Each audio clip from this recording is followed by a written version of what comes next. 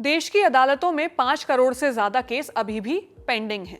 Court में फाइलों पर फाइलें लदी हुई हैं, जजेस की कमी है, पुलिस, प्रिजन और जुडिशरी में 4 में से 1 पोस्ट खाली है, काम करने वाले लोग नहीं हैं। एनसीआरबी का एक आंकड़ा तो ये भी बताता है कि 5,73,220 कैदियों में से 4,34,302 ऐसे हैं जो अंडर ट्रायल हैं, यानी उन पर लगे आरोप साबित नहीं हुए हैं या कानूनी जांच किसी निष्कर्ष तक नहीं पहुंची है, फिर भी वो कस्टडी में हैं। लेकिन वहीं एक जघन्य अपराध के दोषी के लिए जेल से बाहर आना बेहद आसान कैसे हो जाता है? खुद को मैसेंजर ऑफ गॉड मानने वाले महाराज बड़ी ही आसानी से कानूनी प्रक्रिया को मानते हुए जेल से बाहर आ जाते हैं। हम बात कर रहे हैं डेरा सच्चा सौदा प्रमुख गुरमीत राम रहीम की, जो बलात्कार और हत्याओं के मामलों में दोषी हैं और इस वक्त हरियाणा के रोहतक जिले की सुनारिया जेल में सजा काट रहे हैं। माफ कीजिएगा, सजा नहीं काट रहे, इस वक्त वो पैरोल पर बाहर हैं और ये पैरोल उन्होंने अपना जन्मदिन मनाने के लिए ली है। ये सुनकर लगेगा कि क्या इतना आसान है किसी भी सजा याफ्ता कैदी का पैरोल या फरलो पर बाहर आ जाना? इतना आसान के बीते 7 महीने में यानी साल 2025 में अब तक राम रहीम 3 बार जेल से बाहर आ चुके हैं।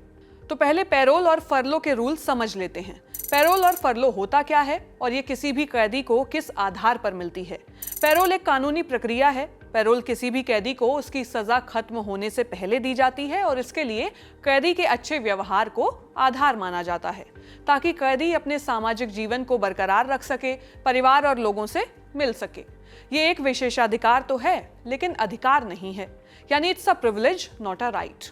पैरोल किसी खास वजह के लिए ही दिया जाता है, जैसे परिवार में किसी की मृत्यु हो जाना या ब्लड रिलेशन में कोई शादी हो। पैरोल को नकारा भी जा सकता है। मान लीजिए कि संबंधित अधिकारी को अगर लगता है कि किसी कैदी की रिहाई समाज के हित में नहीं है, तो वो तमाम दलीलों के बाद भी पैरोल की इजाजत को खारिज कर सकता है। ये आमतौर पर 1 महीने तक चल सकती है, लेकिन विशेष परिस्थितियों में इसे बढ़ा दिया जाता है। लेकिन इसमें एक पेच भी है, वो ये कि पैरोल किसे नहीं दी जाती। उनमें आते हैं वो जो राज्य के खिलाफ अपराध में दोषी पाए गए हों, राष्ट्रीय सुरक्षा के लिए खतरा हो। दूसरा वो जो हत्या, बच्चों से बलात्कार और अन्य अपराधों में दोषी हों, लेकिन यहाँ संबंधित अधिकारी का रोल बढ़ जाता है। विशेष परिस्थिति में ऐसे कैदियों को पैरोल देने का निर्णय वो ले सकते हैं। ये जानना क्यों जरूरी है? ये सब जो हम बोल रहे हैं ये आप आगे समझ पाएंगे। अब आते हैं फरलो पर। जैसे पैरोल एक प्रिविलेज है, उसके ऑपोजिट फरलो किसी भी कैदी का अधिकार माना जाता है। फरलो बिना किसी विशेष कारण के समय समय पर कैदी को दिया जाता है। यह कैदी के जेल में बिताए गए लंबे समय के नेगेटिव इम्पैक्ट को कम करने के लिए होता है। हालांकि इसमें सजा का समय लंबा होना चाहिए, जबकि पैरोल कम समय की सजा में भी मिल सकता है। फरलो को सजा में छूट के तौर पर देखा जाता है। मान लीजिए किसी अपराधी की सजा 10 साल की है और उसे 30 दिन का फरलो मिलता है, तो कैदी की सजा 9 साल 11 महीने की होगी। यानी फरलो के 30 दिन कम हो जाएंगे, या कहें कि सजा में ही गिने जाएंगे। ये कहना अतिशयोक्ति तो नहीं होगी कि कैदियों के इस अधिकार और विशेषाधिकार का सबसे ज्यादा प्रचार प्रसार डेरा प्रमुख की वजह से ही हुआ है।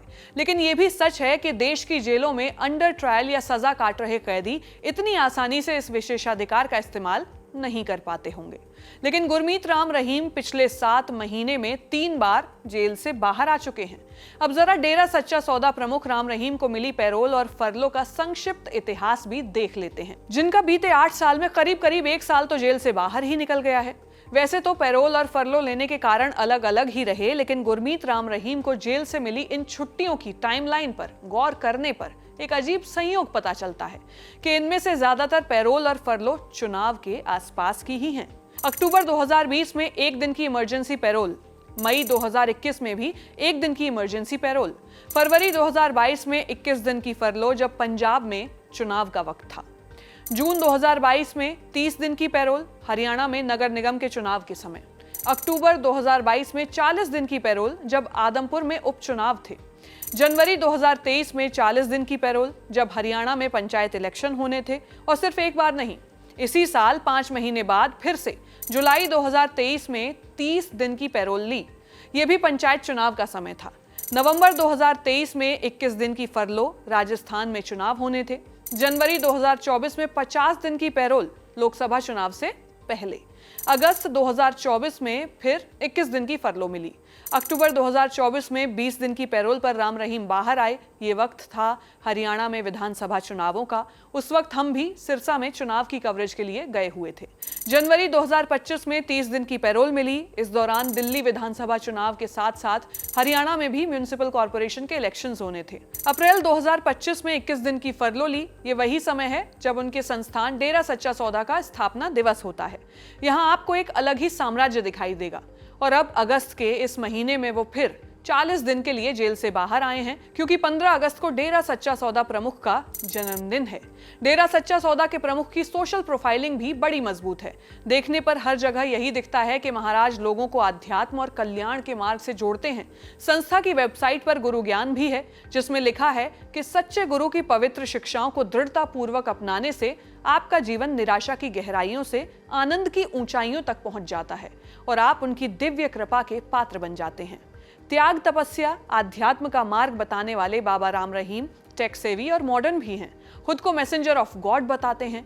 इंस्टाग्राम पर अपने बायो में वो लिखते हैं कि वो फिलैंथ्रोपिस्ट, एनवायरमेंटलिस्ट और ह्यूमैनिटेरियन स्पिरिचुअल लीडर हैं और ड्रग फ्री सोसाइटी के लिए काम कर रहे हैं। लेकिन उनका आपराधिक रिकॉर्ड क्या कहता है, वो देखते हैं। 25 अगस्त 2017 को सीबीआई की स्पेशल कोर्ट ने राम रहीम पर चल रहे रेप मामलों पर फैसला सुनाया, जिसमें राम रहीम को 2 साध्वियों के बलात्कार का दोषी माना गया। एक दूसरे केस में 11 जनवरी 2019 को सीबीआई कोर्ट ने फैसला सुनाया। ये था पत्रकार रामचंद्र छत्रपति की हत्या का मामला, जिसमें गुरमीत राम रहीम को दोषी करार दिया गया। इसी फहरिस्त में एक और केस जुड़ा। 8 अक्टूबर 2021 को सीबीआई कोर्ट ने पूर्व डेरा सच्चा सौदा समर्थक रंजीत सिंह की हत्या के मामले में फैसला सुनाया। अदालत ने इस हत्या के लिए भी राम रहीम को दोषी माना, लेकिन बीते साल उन्हें इस मामले में बरी कर दिया गया, जिसे सीबीआई ने सुप्रीम कोर्ट में चुनौती दी है। हालांकि बाकी 2 मामलों में वो सजा काट रहे हैं। हमने भारतीय समाज में मोटे तौर पर यही देखा है कि जब देश में कोई बलात्कार का मामला उजागर होता है तो अपराध करने वाले के खिलाफ रोष की लहर उमड़ती है। लोग समाज से उन्हें बहिष्कृत करने की बात करते हैं, हिकारत भरी नजर से देखते हैं और इस बात पर आश्चर्य करते हैं कि ये कैसा समाज है जिसे हम गढ़ रहे हैं। लेकिन इसके इतर इतने मामलों में दोषी पाए जाने वाले डेरा प्रमुख की अच्छी खासी फैन फॉलोइंग है। यूट्यूब पर उनके 17 लाख से ज्यादा सब्सक्राइबर्स हैं। इंस्टाग्राम पर 50 लाख से ज्यादा लोग उन्हें फॉलो करते हैं। उनके फॉलोअर्स के लिए ये महीना इनकार्नेशन का महीना है। जब वो जेल से बाहर आते हैं तो लोग उन्हें सुनने आते हैं, लेकिन जब हम सिरसा में थे तो हमने ये भी देखा कि लोग उनके बारे में बोलने से घबराते भी हैं। आपको शायद याद भी होगा, जिस पत्रकार की हत्या के मामले में डेरा प्रमुख दोषी पाए गए, उन्होंने भी अपने पूरा सच नाम के अखबार में एक ऐसे राइटिंग पीस को जगह दी थी जिसमें राम रहीम के ही एक समर्थक ने उनके काले कारनामों के बारे में खुलकर लिख दिया था। ये अपने आप में हैरान करने वाला है कि जहां न्यायिक व्यवस्था की सुस्ती फाइलों के गट्ठर बढ़ा रही है, वहां लोगों के बीच अच्छा खासा प्रभाव रखने वाले एक अपराधी के लिए सब कुछ बेहद आसान हो जाता है। लोग तो ये भी कहते हैं कि इतने बड़े अपराध के बाद भी अगर सजा इतनी आसान है तो फिर सजा कैसी? ये तार कैसे और किस तरह जोड़ने हैं, ये उसी समाज के लोग तय करेंगे जो उनके आध्यात्मिक ज्ञान से खुद को कल्याण के रास्ते पर ले जाना चाहते हैं। हम ये कहते हुए भी इस बात का दावा नहीं कर सकते कि गुरमीत राम रहीम की बची हुई सजा में उन्हें कितनी बार और पैरोल मिलेगी या वो किस दलील पर जेल से बाहर आ जाएंगे। लेकिन याद आया, न्याय की मूर्ति की आंखों से पट्टी हट गई है। इस तरह के मामलों पर बोलने से लोग कतराते भी हैं, लेकिन आप अपनी राय हमें कमेंट सेक्शन में जरूर बताइएगा। यही था सार, फिर मिलेंगे किसी और मुद्दे के साथ।